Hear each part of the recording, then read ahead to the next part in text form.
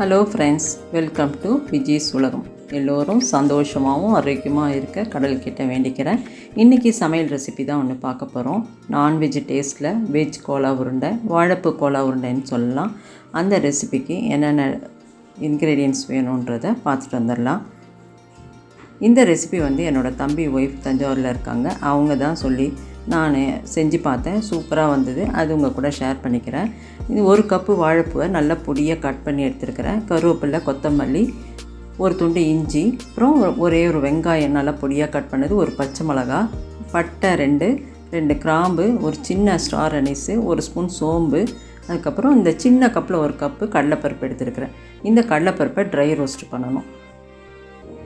இந்த ஒரு ஸ்டவ் மேலே ஒரு வாணலி வச்சு அந்த கடலைப்பருப்பு சொன்னேன் இல்லைங்களா, அதை மீடியம் ஃப்ளேமில் வச்சு பொறுமையாக எல்லா பக்கம் வறுபடுற மாதிரி ட்ரை ரோஸ்ட்டு பண்ணணும். இதுதான் ரொம்ப ரொம்ப முக்கியம். தீஞ்சிடக்கூடாது, அதே சமயம் ரோஸ்ட் ஆகிருக்கணும், வறுபட்டுருக்கணும். அதனால் மீடியம் ஃப்ளேமில் வச்சு பொறுமையாக வருங்க. அதுக்கப்புறம் அது ஆறுனதுக்கப்புறம் நல்லா பொடி பண்ணி தனியாக எடுத்து வச்சுக்கோங்க.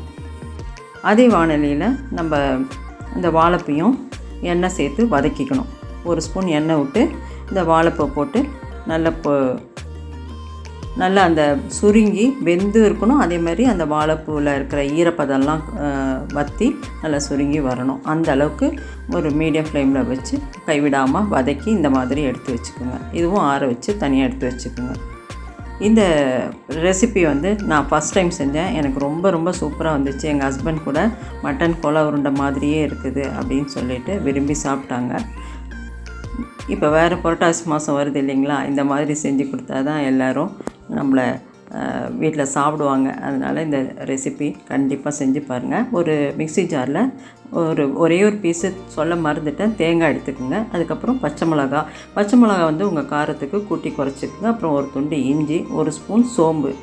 இதை குறைன்னு நம்ம இந்த பட்டை, லவங்கம், அந்த ஸ்டார் அனீஸ் இதை எல்லாத்தையுமே சேர்த்து குறைன்னு அரைச்சிட்டு வரணும் இந்த மாதிரி.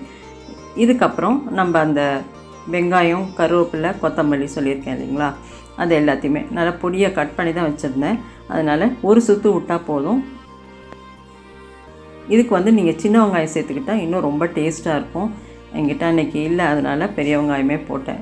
ஒரு நல்ல பெரிய வெங்காயமாக எடுத்து பொடியாக கட் பண்ணி எடுக்கணும். அப்புறம் இந்த உருண்டைக்கு தேவையான உப்பையும் இந்த ஸ்டேஜில் சேர்த்து இந்த மாதிரி இதையும் ஒரு சுற்று குறைன்னு அரைச்சிட்டு வந்துடுங்க. அதுக்கப்புறம் லாஸ்ட்டாக இந்த ஆறின வாழைப்பூவை இதில் கூட சேர்த்து இதையும் ஒரு சுற்று விட்டு தனியாக இதை வழித்து எடுத்து வச்சுக்கிட்டு, அதுக்கப்புறம் இந்த ட்ரை ரோஸ்ட் பண்ணி பொடி பண்ணி வச்சுருந்தோம் இல்லைங்களா கடலைப்பருப்பு, அதையும் சேர்த்து இந்த அளவுக்கு நல்லா பிசைஞ்சு இந்த மாவை இப்படி வச்சுட்டு சின்ன சின்ன உருண்டைகளாக உருட்டி எண்ணெயில் மீடியம் ஃப்ளேமில் இந்த மாதிரி பொரித்து எடுத்துக்கணும். ஒரு 10 நிமிஷம் பொரிச்சா போதும். இது நல்லா இந்த மாதிரி உள்ளே வெந்து ஃப்ளேமை கம்மியாக வச்சு வேக வைக்கணும்.